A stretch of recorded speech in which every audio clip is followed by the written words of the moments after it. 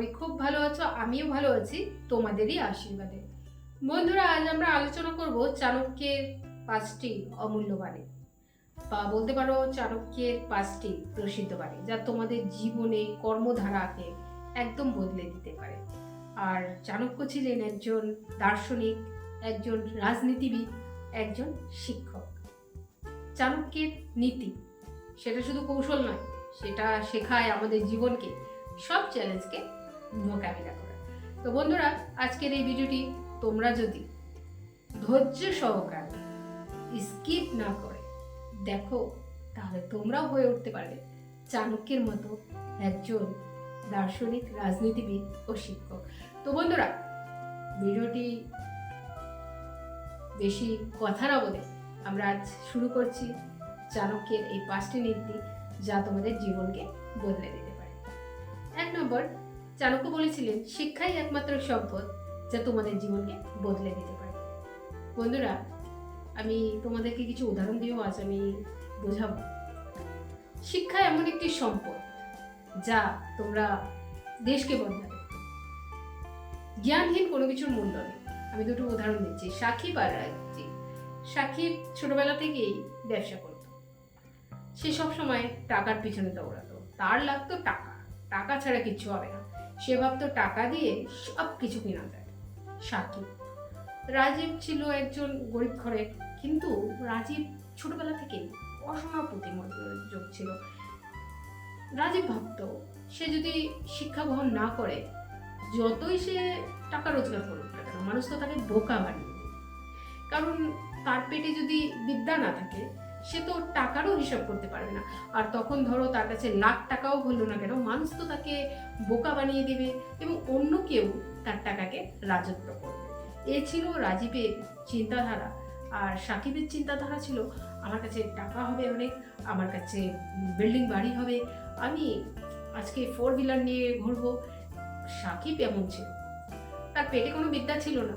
তাই চাণক্য বলেছিলেন, শিক্ষাই একমাত্র সম্পদ যা তোমার জীবনকে বদলে দিতে পারে। এই যে রাজীবের চিন্তাধারা, যে আমার কাছে যদি শিক্ষা না থাকে, আমি সেই টাকার কি করব? আমি শিক্ষা ছাড়া তো আমি যে টাকাটা উপার্জন করব, ধরো আমি অনেক বড় লোক হয়ে গেলাম, কিন্তু অন্য মানুষ তো আমাকে বোকা বানিয়ে আমার টাকাটা নিয়ে নেবে। তাই রাজীব কঠোর পরিশ্রম করতো। আর রাজীব এভাবে পরিশ্রম করতে করতে বিশ্ববিদ্যালয়ে প্রথম হলো। আর একদিন তাকে দেশে গ্রামে সকলেই তাকে কিন্তু বিভিন্ন জায়গায় সে যেতেও পারলো এবং বিভিন্ন জায়গায় কিন্তু সে সম্মানিত হলো। কিন্তু ওই যে সাকিব সাকিব সাকিব শুধু টাকার পিছনে দৌড়াতে লাগলো এবং এমন একটা দিন আসলো তার কাছে অনেক টাকা হয়ে গেল, কিন্তু সে বুঝতে পারছে না টাকাটা সে কোথায় ইউজ করবে। সে শুধু ভাবছে যে তার কত টাকা হলো, তার তো অনেক টাকা। তো একদিন সাকিব অসুস্থ হয়, তখন তার রাজীবের সহযোগিতা নিতে হয়। বলতো, আমার এই প্রবলেমটা হয়েছে, এখন আমি কোন ডাক্তারের কাছে দেখাবো? রাজীব যদি শিক্ষা না জানতো, পড়াশোনা না জানতো, তাহলে সে সাকিবকে সঠিক ডাক্তারের সন্ধান দিতে পারতো না। এ ছিল দুটো জিনিসের পার্থক্য, যা আমি উদাহরণ সহকারে আজ তোমাদের বোঝালাম সাকিব অ্যান্ড রাজীবকে দিয়ে। কারণ সাকিব টাকার পিছনে দৌড়াতো আর রাজীব শিক্ষার পিছনে দৌড়াতো। ওই যে কথায় আছে না, স্বদেশে পুজোতে রাজা, বিদ্যান সর্বত্রে পুজোতে, মানে বিদ্যান ব্যক্তি সব জায়গায় কিন্তু পূজনীয় হয়। আজকে সাকিবের কাছে হয়তো টাকা ছিল, কিন্তু রাজীবের কাছে টাকা ছিল না। রাজীবের কাছে ছিল শিক্ষাই একমাত্র অস্ত্র, যেটা দিয়ে সে জীবনের সাথে সাথে দেশকেও বদলাতে পারে। তাই সে সাকিবকে সঠিক সন্ধান দিল যে তার এই প্রবলেমটার জন্য কোন ডাক্তারকে দেখানো উচিত। আজকে যদি রাজীব পড়াশোনা না জানতো, তাহলে সে নিশ্চয়ই ডাক্তারের সন্ধানও দিতে পারতো না। কিন্তু সাকিব কিন্তু যতই টাকা থাকলো না কেন, শিক্ষার আগে তাকে কিন্তু মাথা নত করতে হলো। মানে রাজীবের আগে, মানে সে যদি সাকিব পয়সার উপার্জন করলো, কিন্তু রাজীবের থেকে তো জ্ঞানটা অর্জন করলো যে আমি কোথায় ডাক্তার দেখাবো। এই ছিল উদাহরণ, যে চাণক্য বলেছিলেন, শিক্ষাই একমাত্র সম্পদ যা দিয়ে তুমি তোমার জীবনটাকে বদলে দেবে। 2 নম্বর নীতি, যা আমাদের শেখায়, সাহসী একমাত্র সম্পদ, বা সাহসী তোমার জীবনের মূল সম্পদও বলতে পারো, মূল মালিকও বলতে পারো। সাহসী তোমার জীবনের মালিক, মানে তুমি যদি সাহসিকতার সাথে এগিয়ে যেতে পারো। ধরো আমি একটি উদাহরণ দিচ্ছি। গীতা একটা ব্যবসা শুরু করতে যাচ্ছে। গীতা কসমেটিকের একটা ব্যবসা শুরু করবে। তার আশেপাশে মহিলারা বলছে, আরে গীতা কসমেটিকের ব্যবসা শুরু করবি, মানুষ কি করবে বলতো, তোর থেকে কসমেটিকটা দেখবে, তোকে একদম ঋণে বোঝা চাপিয়ে দেবে, তারপর তো টাকা দেবে না, তারপর তো তোকে টাকার পিছনে দৌড়াতে হবে।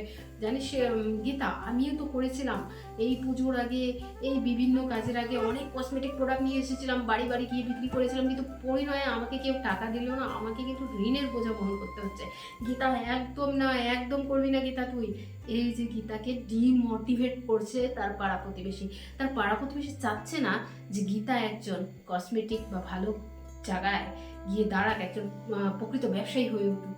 গীতার যে সাহস জিনিসটা তার পাড়া প্রতিবেশী বা XYZ তারা কিন্তু কমিয়ে দিতে চাচ্ছে। কিন্তু গীতা সে সাহসের সাথে এগিয়ে যাওয়ার জন্য সে বলল, সাহসী একমাত্র আমার মালিক। মানে তার যে সাহসটা দেখাবে, সে মনের মধ্যে বেঁচে নিল সাহসী একমাত্র আমার মালিক। আর সে তখন বাজারে গেল, কসমেটিক প্রোডাক্ট নিয়ে আসলো, বাড়ি বাড়ি গিয়ে বিক্রি করতে লাগলো। তার খুব সুন্দরভাবে প্রসেসিং চালু হয়ে গেল এবং সেই মানুষকে বুঝিয়ে দিল, আমি ঋণের বোঝা বহন করছি না। আমি মানুষকে বলে দিয়েছি আমি বাকি দিব না, নিতে হলে পয়সা দিয়ে নাও, না হলে রেখে দাও। তো এই যে গীতার যে রুলটা এবং সে যে সাহসের সাথে এগিয়ে গেল, আর সে প্রকৃত ব্যবসায়ী, তার নিজস্ব কসমেটিক দোকান আছে, আর তার যে আশেপাশে প্রতিবেশীগুলো তাকে যে সবসময় ডিমোটিভেট করছিল, না না গীতা তুমি এই জিনিসটা করবে না, আমিও তো করেছিলাম, আরে কত কাপড় জামা কসমেটিক এগুলো তো কিছুই না, সব মানুষ তো আমার টাকা মেরে দিয়েছে, আমাকে তো ঋণের বোঝা বহন করতে হয়েছে, তারপরে তো আমি ছেড়ে দিয়েছি, দরকার নেই এসব করার ভাই, একটা টোটাল একটা স্পিচ দেবে ভাই বলে। তো গীতা এসবকে ভয় না পেয়ে, তাদের কথা না শুনে সে কী করলো, সে কিন্তু ঠিক সাহসের সাথে বা সাহসী তার একমাত্র সম্পদ হিসাবে সে বেছে নিল বা ভেবে নিল সাহসী আমার একমাত্র মালিক, আর সেই হয়ে উঠলো সত্যিকারের মালিক। তো বুঝতে পারলে বন্ধুরা, তোমার সাহসী তোমাকে কিন্তু এগিয়ে নিয়ে যাবে। কারোর কথা শুনো না, সে বিজনেসে অসফল হয়ে গেছে বলে কি তুমিও অসফল হয়ে যাবে? তুমি তো বিজনেসে জয়ীও হতে পারো, তুমিও তো একদিন কোম্পানির মালিক হয়ে যেতে পারো। এটা ছিল চাণক্যের দ্বিতীয় বাণী। চাণক্য বলেছেন, পরিশ্রম করো তাহলে তুমি কিন্তু জিতে যাবে। মানে অল্প পরিশ্রমে কেউ সাফল্য হতে পারে না, সাফল্যের কোনো শর্টকাট হয় না। শর্ট ব্যাখ্যা এটা, সাফল্যের কোনো শর্টকাট হয় না, কঠোর পরিশ্রম সেই কিন্তু সাফল্য হয়। অল্প পরিশ্রমে কেউ কোনোদিন সাফল্য হতে পারেন না, তার জন্য আমাদের কিন্তু কঠোর পরিশ্রম করতে হবে। অনেকেই আছে না, যে ধরো আমি একটা উদাহরণ দিয়ে বলেছি, রহিম আর হচ্ছে অর্জুন দুজনেই কি করলো, একদিন দৌড় প্রতিযোগিতায় গেল। রহিম প্রতিদিন সে কি করতো, সকালে উঠতো, প্র্যাকটিস করতো, দৌড়াতো, কিন্তু তার যে বন্ধু ছিল অর্জুন, ও কিন্তু এসব করতো না। সে জাস্ট দৌড়ানোর দরকার দৌড়াবে, সে ভাবতো আমি যখন দৌড়াবো কাউকে ল্যাং মেরে দেবো, তাহলে সে পড়ে যাবে, আমি আগে হয়ে যাবো। এই মনোবিক নিয়ে দুজন একদিন রানে গেল, অ্যাজ ইন রেস্টে গেল। রেসে যাওয়ার পর, ঠিক আছে, রেসে যাওয়ার পর দেখা গেল অর্জুন যেটা ভেবে গেছিল যে আমি যখন দৌড়াবো কাউকে ল্যাং মেরে ফেলে দেবো, কিন্তু রহিম আবার আলাদা। রহিম সকালে চর্চা করতো, খুব সকালে আর্লি মর্নিংয়ে উঠতো, তার ছিল যে আমি কঠোর পরিশ্রম করে আমি দৌড়াবো, আর সেই হয়ে উঠলো বিজয়ী। তো বন্ধুরা, এই ব্যাখ্যা বা এই বাণী আমাদের শেখায় শর্টকাটে কোনো সাফল্য হয় না। তোমাকে আগের থেকে নিজের মাইন্ডসেট করতে হবে যে না, এই প্রতিযোগিতায় আমি ফার্স্ট হয়ে যাবো, তাহলে তুমি ফার্স্ট হবে। আর তুমি যদি ভাবো না না কি আছে আমি চিট করে ফার্স্ট হবো, তাহলে তুমি ওয়ান টাইম হতে পারো, সেকেন্ড টাইম থার্ড টাইম কোনোদিনও তুমি হতে পারবে না। এটা ছিল চাণক্যের তৃতীয় বাণী। চাণক্যের চতুর্থ বাণী, সঠিক মানুষ চিনতে শেখো। মানে জীবনে সঠিক মানুষ চিনতে শেখো। আমরা কি করি, আমাদের জীবনে অনেক মানুষই আসে, সবাইকে আমরা ওয়েলকাম জানাই, কিন্তু আমরা তো জানি না জীবনে কোন মানুষটা সঠিক কোন মানুষটা ভুল। আমরা বাস জীবনে এমন একটা মানুষকে পেলাম, তাদেরকে নিজের জীবনের সব কিছু বলে দিচ্ছি। আমরা জানি না যে আমার জীবনের সব কিছু বলে দিচ্ছি, এই মানুষটা এসব কথাকে বাজে কিছুতেও তো লাগাতে পারে। তাই চাণক্য বলেছিলেন, জীবনে সঠিক মানুষ চিনতে শেখো। সবসময় আমরা যদি ভুল মানুষের কাছে যাই বা ভুল মানুষের কাছে আমরা যদি আমাদের জীবনটাকে অতিবাহিত করি, তাহলে কিন্তু আমাদের জীবনটা একদম ধুলোয় মিশে যাবে। আমি একটি উদাহরণ দিচ্ছি। ধরে নাও গীতা ক্লাস 12-এ যখন পড়তো, তার একটি ছেলের সাথে প্রেম হয়। গীতা প্রেম করার সময় তো খুব মধুর প্রেম থাকে ফার্স্টে। তো গীতা প্রথমে তো খুব খুশি হলো মধুর প্রেম দেখে, কিন্তু পরবর্তীতে গীতা জানতে পারলো সে যাকে প্রেম করছে সে আরেকজনকেও প্রেম করছে। মানে তার প্রেমটা শুধু তার প্রতি নয়, তার প্রেমটা ছিল সার্বজনীন, মানে সবার প্রতি। জাস্ট গীতাকে দেখাচ্ছিল যে আমি তোমাকে ভালোবাসি, আসলে কিন্তু সে আরেকজনকে XYZ এরকম করে কিন্তু 1 2 3 4 সবাইকে ভালোবাসতো। তো গীতা তো প্রথমে তার ট্রু লাভ ছিল, তাই সে খুব ভালোভাবে তাকে ভালোবাসতো। তারপরে একদিন যখন সে জানতে পারলো যে যাকে ভালোবাসছে সে আরও গীতার মতো আরও মিতা সীতা রাধাকেও ভালোবাসে, গীতা আস্তে আস্তে ডিমোটিভেট হতে লাগলো। যে গীতা ক্লাসের টপার ছিল সে গীতায় ফেল করে গেল। চাণক্যের চতুর্থ বাণী আমাদেরকে শেখায় জীবনে সঠিক মানুষ না আসলে তুমি এগিয়ে যেতে পারো না, আর জীবনে যদি সঠিক মানুষ আসে তুমি কিন্তু তুফানের মতো এগিয়ে যেতে পারো। আর তুমি যদি জীবনে ভুল মানুষটিকে, এমন মানুষটিকে বেছে নাও যে তোমার জীবনে সুখ স্বাচ্ছন্দ্য ভালোবাসা কিছুই বুঝবে না, শুধু নিজের করেই যাবে, তুমি তাকে বারবার বোঝাচ্ছ কিন্তু সে বুঝবে না, কারণ সে তো সঠিক মানুষ নয়। ধরো তুমি বোঝালে যে না আমি ঘুরতে যাবো, কিন্তু সে মুখে কিছু বলছে না, এটাতে তুমি কি হচ্ছে, ডিমোটিভেট হচ্ছে। আর সে যদি মুখে বলে দিতে পারে যে না ঠিক আছে চলো না কালকে যাবো, হ্যাঁ, তো এটা হচ্ছে তার মন পরিষ্কার। আর সে যদি চুপ হয়ে থাকে, তুমি এখানে মাইন্ড তোমার কি হচ্ছে, ও বলছেও না, মানে সে আগেও যাচ্ছে না সে পিছেও যাচ্ছে না, যে কোনো একটা তো করবে সেটাও বলছে না। তো এইসব মানুষ টক্সিক রিলেশনশিপ বলা হয়, যাকে এক কথায় আমি বলি টক্সিক রিলেশনশিপ। মানে জীবনে সঠিক মানুষ না আসলে সেই রিলেশনশিপটাকে আমরা টক্সিক হিসাবে ধরে নিতে পারি। কারণ তুমি এমন একজনকে জীবনে নিয়ে আসো যে তোমারই মতো, তুমি এমন একজনকে যে জীবনে নিয়ে আসবে না যে সবসময় তোমাকে ডিমোটিভেট করবে, সে চায় না তুমি এগিয়ে যাও, সে চায় না তোমার সাফল্য, সে চায় না, কিছুই চায় না। তো এইসব মানুষকে জীবনে এনে কি লাভ, এইসব মানুষকে জীবনে এনে তুমি তো ডিমোটিভেট হয়ে যাবে। আর সেটাও ছাড়া না, তোমার স্বপ্ন হচ্ছে ডাক্তার হওয়ার, তুমি কিন্তু ভুল মানুষকে যদি নিয়ে এসো তুমি ডাক্তারও হতে পারবে না, তুমি যেমন আছো তার থেকেও খারাপ হবে। তাই জীবনে সঠিক মানুষ সঠিক সময়ে আসা খুব দরকার। ভুল সময়ে ভুল মানুষটা এলে জীবনে তুমি অনেক পিছিয়ে যাবে। আর বন্ধুরা, একবার সময় চলে গেলে আর ফিরে আসে না, এটা কিন্তু চাণক্যের চতুর্থ বাণী ছিল, জীবনে সঠিক মানুষকে চিনতে শিখো। তো সঠিক মানুষকে আমরা চিনতে কিভাবে শিখবো, সবসময় মনে রাখতে হবে আমাদের যে মানসিকতা, সেই মানুষটা যে আসলো আমাদের জীবনে তার মানসিকতা ম্যাচ হচ্ছে কিনা। আমরা যখন দেখছি আমি বলছি উত্তর, সে বলছে দক্ষিণ, তাহলে সেই মানুষটা তো আমাদের জীবনে সঠিক নয়। সেই মানুষটা আমাদের জীবনে এসে কি করবে, সেই মানুষটাকে তুমি নিয়ে কি করবে, সেই মানুষটাকে তুমি সাথে চলে কি করবে। তো সেই সব মানুষটাকে তুমি বেরিয়ে দাও শর্টকাট গলিতে, যে না তোমার দরকার নেই ভাই। এইভাবে করে তোমরা কিন্তু জীবনের সঠিক মানুষ চিনতে শিখবে।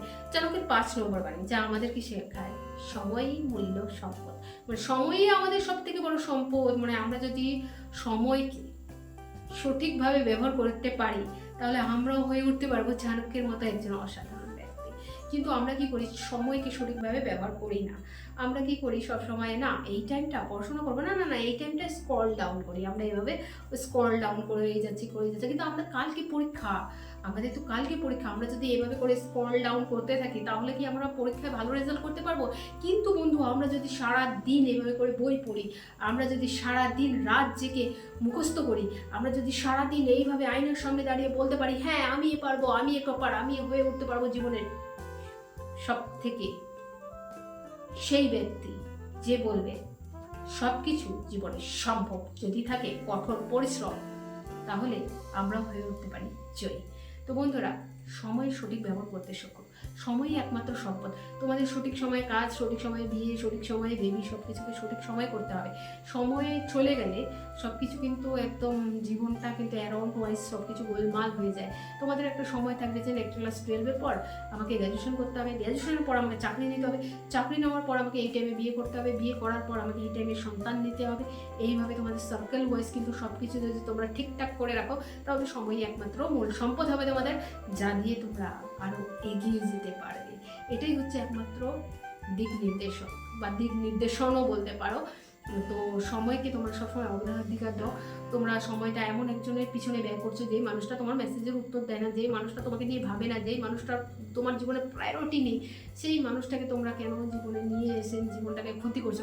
বরঞ্চ সেই মানুষটাকে ভাবো যে তোমার অপেক্ষা করছে, যে তোমার সময়ের দাম দেয়, যে তোমাকে বিজি থেকেও সে কোনো দিন তোমাকে দেখাবে না সে বিজি, সেই মানুষটাই তোমার জন্য সঠিক। তাই বন্ধুরা, সময়ের সঠিক ব্যবহার করো এবং সময় তোমার মূল সম্পদ। সময়কে খারাপ জায়গায় তোমরা ব্যবহার করো না। আর মানে না, অপাত্রে কোনোদিন দান করবে না, দান করো তো সঠিক পাত্রে, যেখানে তোমার দান করে মনে হবে আরও আবার। তো এই ছিল আজকের চাণক্যের 5টি বাণী। এই 5টি বাণী যদি তোমরা সকলে আমরা আমাদের জীবনে অ্যাপ্লাই করতে পারি, আমরাও হয়ে উঠতে পারবো একজন রাজনীতিবিদ, দার্শনিক, তার সাথে শিক্ষক। চাণক্যের নীতি ছিল চাণক্য নীতি। এটা কিন্তু শুধু কৌশলই নয়, এটা আমাদের কিন্তু বিভিন্ন চ্যালেঞ্জকে মোকাবিলা করার সাহস দেয়। তাহলে বন্ধুরা, চাণক্যের প্রথম নীতি, শিক্ষাই একমাত্র সম্পদ যা দিয়ে আমরা জীবনকে বদলাতে পারি। দ্বিতীয় মানে ছিল সাহসী একমাত্র মালিক। আমাদের জীবনের মালিকই হচ্ছে সাহস। 3 নম্বর বাণী ছিল কি, শর্টকাটে কোনো সাফল্য হয় না, অল্প পরিশ্রমে কেউ সাফল্য হতে পারে না। 4 নম্বর বাণী ছিল জীবনের সঠিক মানুষ চিনতে শেখো, জীবনের সঠিক মানুষ চিনতে শেখো। 5 নম্বর বাণী ছিল কি, সময়ই মূল সম্পদ। তো এই 5টি নীতি তোমরা যদি তোমাদের জীবনে অ্যাপ্লাই করতে পারো, বা তোমরা যদি তোমাদের জীবনে নিয়ে আসতে পারো, তোমরাও হয়ে উঠতে পারবে একজন চাণক্যের মতো কূটনীতিক। ধন্যবাদ। Thanks for watching.